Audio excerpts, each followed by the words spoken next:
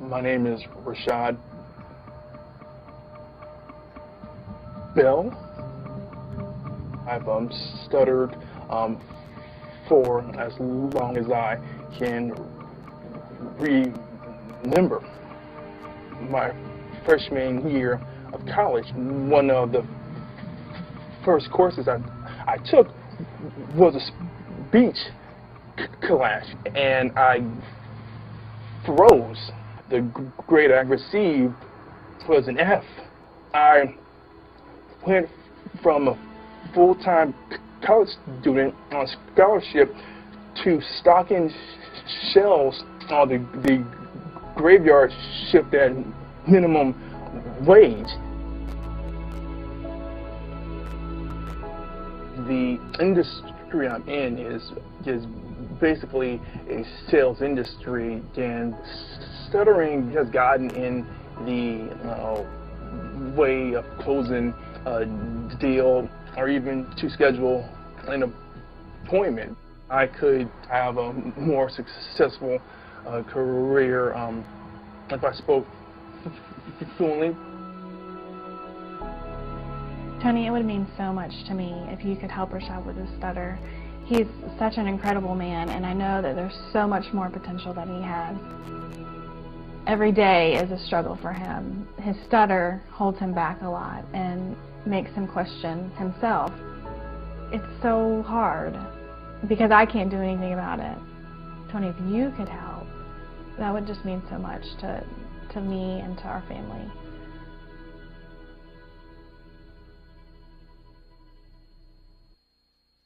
Rashad, nice to meet you. Thank you too. Well, tell me a little bit, if you would, about what's going on in your life. I understand you're having difficulty in terms of a speech impediment or stuttering. I just know in my life I rejected it. I was ashamed of it. I drew back and was extremely introverted, but accepted. You've gone through several stages that are perfect stages. You've gone through ashamed, you've gone through rejection, and you've gone through acceptance. You've accepted this experience. Now that you've accepted it, you're going to eliminate it. Yeah, sign me up for that right now. Okay, now I want you to notice what you just said. Do that exactly like you said. Yeah, sign me up for that right now. Say that again. Yes, sign me up for that right now. Now, you just spoke perfectly. Now, there were other parts of your speech that were perfect as well, but you just demonstrated what I'm going to show you. It's hard as human beings to figure out what makes people do what they do, but because I spent 30 years in 100 countries with more than 3.5 million people, at this point I could be an idiot and I'd have to see there's patterns that make people crazy, that make people happy, that make them fulfilled, that make them stutter. Once you know what the pattern is, it's so easy to change. Almost every unconscious pattern happened a long time ago when we make a decision about something. We model something. We model a behavior or we reject a behavior. It goes deep in our unconscious and becomes a pattern to avoid pain or to gain pleasure. When did you start stuttering? Tell me the moment. What's your earliest memory? What's your earliest memory in life? Take a moment. Your earliest memory in life. Probably 2 years old. Got up on a Saturday watching cartoons and eating cereal. I believe it was Rocky and Bullwinkle. And Bullwinkle, does he have a stutter? Rocky? Wow. And that's your earliest memory. And when Bullwinkle got himself in trouble, how did he get out of trouble when somebody was going to torture him or do something bad to him?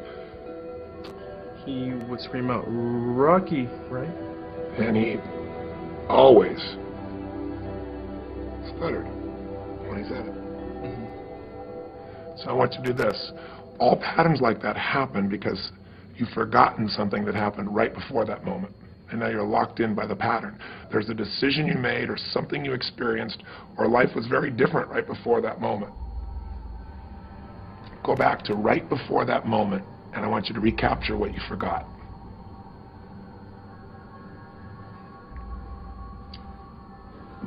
My parents were probably arguing. That happened quite often, like to the point where my dad got physical. And you didn't know what to do, did you? Needed clarity and assurance. Yeah. Did you get it? I guess I got that from Hey Rocky.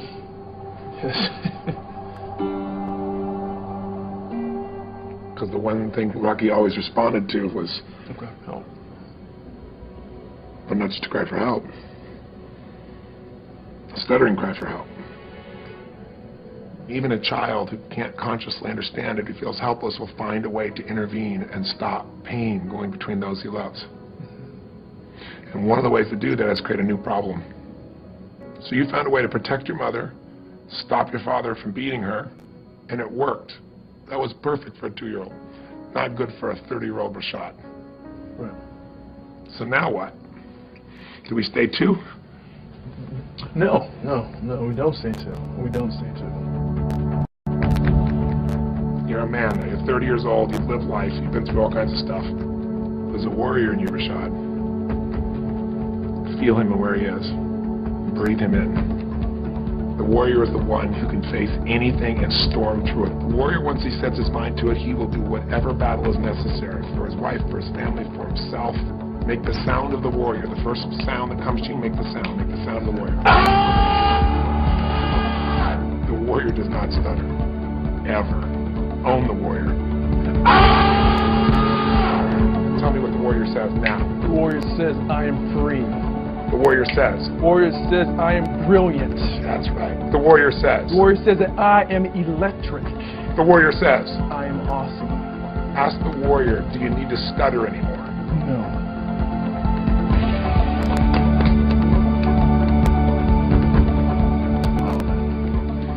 That was awesome. You're awesome. Thank you. Wow. So, what's next, Coach?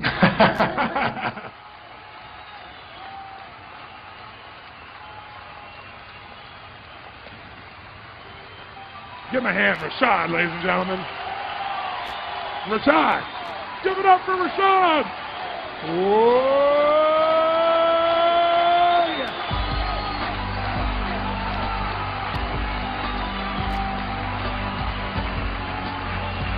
Whoa.